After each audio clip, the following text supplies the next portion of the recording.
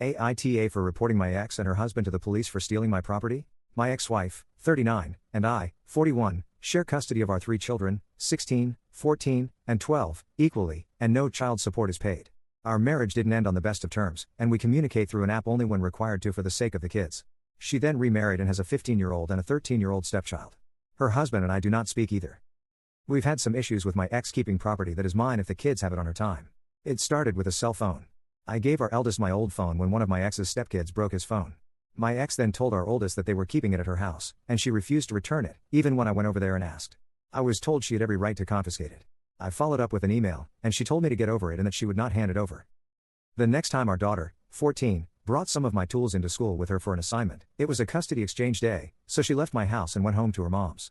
My ex believed it wasn't appropriate for her to have them, so she took them and refused to return them to me. Again, I got a written exchange as proof.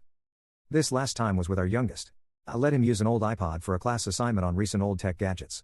Apparently, her 13-year-old stepchild had the same assignment on a different day, and she decided both should get to use it. I told her it was my property and she had to return it, got another email exchange, and then I contacted the police.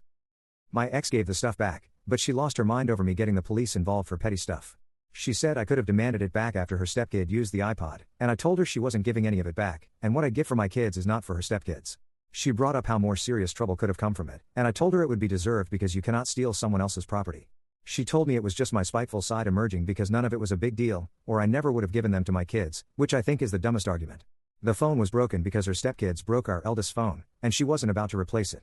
Our daughter needed tools for school, and it was only for school, and she wanted to return them to me, but her mom said no, and then the iPod was just for our youngest.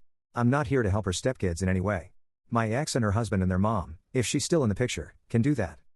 AITA?